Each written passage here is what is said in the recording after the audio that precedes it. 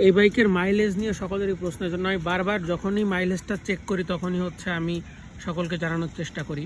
তো আমি কিছুক্ষণ আগেই হচ্ছে তেল ভরলাম, আপনারা যদি দেখেন। আর তেল ভরার পর আমি মাত্র 7.2 কিলো চালাইছি।